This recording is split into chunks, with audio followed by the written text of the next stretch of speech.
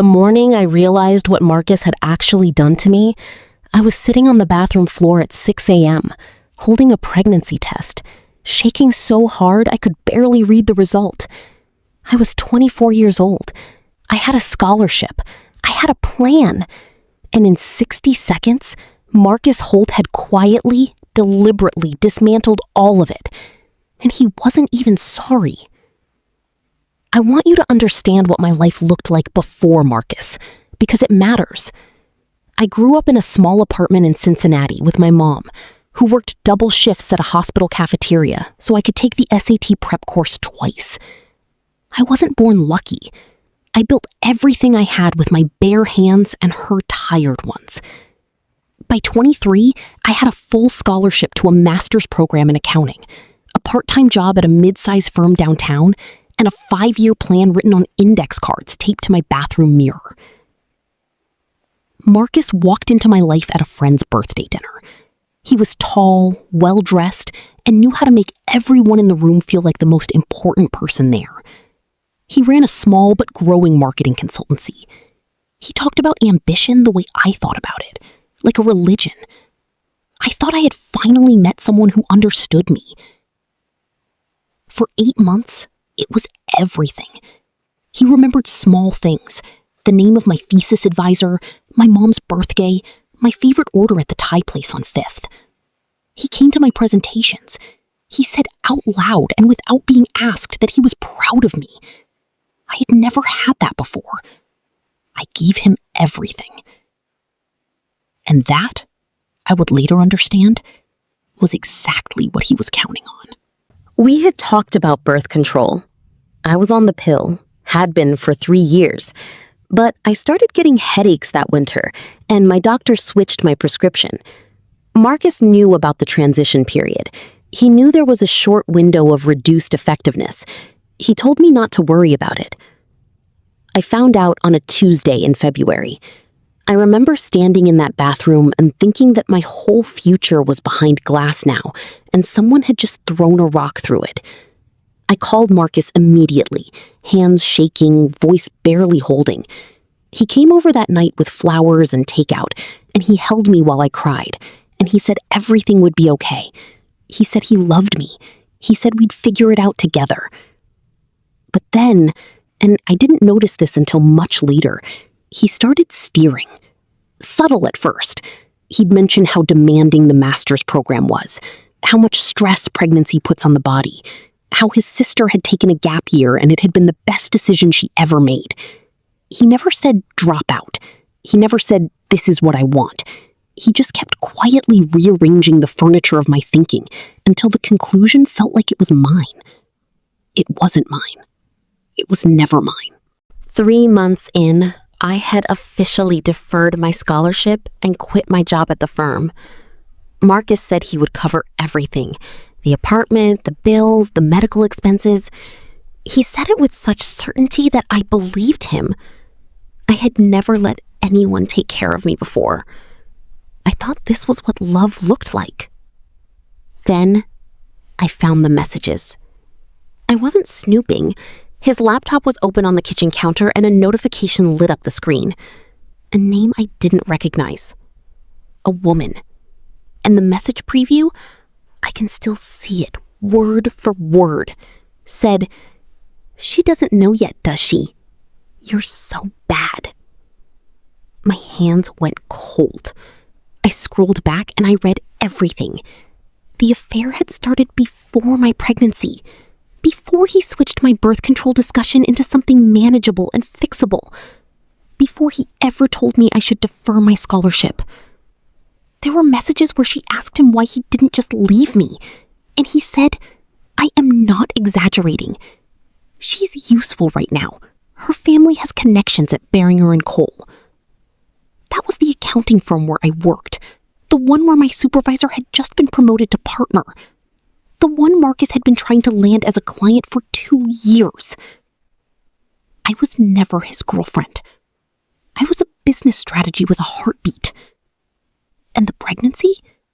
He hadn't been careless. He had researched the transition window on my new prescription. I found the search history. And he had deliberately, knowingly chosen not to use backup protection during those weeks. He had engineered this. All of it. I confronted him that night. He didn't deny it. Not really. He got very still and very calm, in that way that people do when they've rehearsed for the moment you finally figure them out. He told me I was overreacting, that the messages were out of context, that I was hormonal. He used that word, hormonal, and something inside me went completely quiet. I left his apartment with a bag of clothes and nowhere to go. My mom took me in, but she was working nights, and the apartment was small, and I could see the weight of my situation in her eyes every morning. I lost the baby at 14 weeks. The doctors said it was a common early miscarriage, nothing I caused, nothing anyone could have prevented. But grief doesn't negotiate with logic. I lay in my childhood bed and felt like every version of the future had been taken from me simultaneously. Marcus, meanwhile, landed the Behringer & Cole account. I found out through a mutual friend. He had used my name, my relationship with my supervisor, to get the introduction, and then he had closed it without ever mentioning me. My supervisor, embarrassed and apparently warned off by Marcus's version of events, stopped returning my emails. I was blocked at every door I tried to open. My scholarship deferment had a deadline. I missed it. I was 24, broke, grieving, and starting from zero. And Marcus Holt was thriving. 6 months later, I took a bookkeeping job at a small logistics startup called Cartwell Group. The pay was modest, the office was 3 people and a shared kitchen, and the founder, a woman named Diane Cartwell, had started the company at 47 after her own divorce left her rebuilding from scratch. She was the first person in a year who looked at me like a capable adult instead of a cautionary tale. Diane had just received seed funding and needed someone to set up the financial infrastructure properly. I was not yet a CPA. What I was furious, and furious people work harder than anyone. I studied for my CPA exam at night after 12-hour days. I passed on my first attempt. Diane gave me a raise and a real title. I enrolled in a part-time master's program. Different school, paid for myself. What I didn't know then was that Cartwell Group was about to grow very fast, and that Diane was quietly preparing it for acquisition. She needed a CFO who had been there from the foundation up, someone she could trust completely. She asked me 3 years after I started. I said yes before she finished the sentence. The next 4 years were not glamorous. I missed weddings, I worked weekends, I ate lunch at my desk more times than I can count. I built a financial reporting system from scratch, managed 2 rounds of venture investment, and sat across from men who had 20 more years of experience than me and tried to make me feel like I was in the wrong room. I learned to sit very still in those moments and let my numbers do the talking. Numbers don't care who they intimidate. Cartwell Group grew from 3 people to 140. We opened offices in 3 cities. Diane took us through a successful Series B and began fielding acquisition offers. By the time I was 30, I had equity, reputation, and a quiet but solid name in regional finance circles. I had rebuilt everything Marcus had burned down, and then built past it so far I couldn't even see the ruins from where I was standing. I didn't think about him often. That was the honest truth. Anger is useful fuel for the first mile, but past a certain point, it costs more than it gives. I had stopped running from his damage and started running towards something I actually wanted. And then his name showed up in my inbox. The subject line read, "Potential Partnership Opportunity, Marcus Holt, Holt Creative Group." It was professional, warm even. He mentioned that he'd heard great things about Cartwell Group and would love to connect. He did not mention that he knew me. I sat with it for 2 days before I replied, with a single line, "Happy to set up a call." He didn't recognize my last name in the email thread. I had gone back to my mother's maiden name 2 years after the breakup, a small act of reclamation I hadn't even consciously framed as defiance at the time. When we got on the video call, I watched his face change. It was maybe 2 seconds, This rapid sequence of recognition, confusion, calculation. And then the mask came down, and he smiled like we were old friends. "Nadia," he said. "Wow, you look incredible. I had no idea it was you." "I know," I said, and I let the silence sit there. His consultancy was struggling. The Behringer and Cole account had ended badly after he'd overbilled and underdelivered. He had a reputation in certain circles now. Not a good one. He needed Cartwell Group's marketing budget.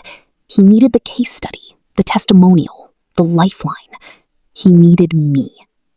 He just didn't know yet what that was going to cost him. I did not yell at him.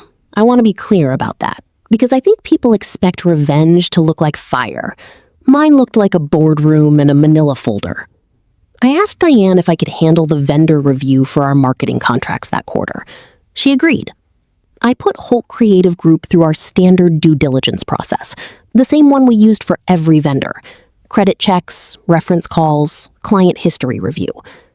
3 of his former clients, when contacted independently, described the same pattern: leveraging personal introductions, overbilling, taking credit for work done by contractors he underpaid, and in one case, being asked to leave after a dispute over an NDA. One of his former contractors, a young woman named Priya, had been trying to take him to small claims court for 18 months over unpaid invoices. She had documentation, she had emails, she had a lot more than she needed, actually. She just hadn't found the right platform. I introduced Priya to Diane. Diane introduced Priya to our company attorney as a personal favor. Within 6 weeks, the case was resolved in Priya's favor. The settlement and the court record were public. I made sure 2 industry publications received the story. Then I declined Marcus's pitch in a formal email. Vendor review did not support moving forward, and CC'd our legal team. He sent 3 follow-ups. I did not reply to any of them. But that wasn't the part that finished him. The part that finished him came from someone else entirely. Apparently, Marcus had been having a variation of the same conversation with several women over several years. One of them had screenshots she'd held onto.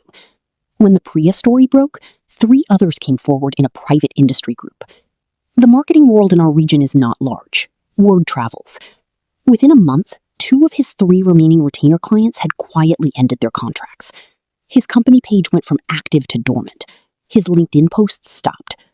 I heard through the same mutual friend who had told me about the Behringer and Cole account that Marcus was freelancing now. Small jobs, nothing noteworthy. He had sold his condo, he had broken off his engagement. Yes, there had been another woman, and yes, she had also eventually seen the messages on a laptop left open in a kitchen. History really does repeat itself with people who haven't learned anything. I did not feel triumphant when I found out.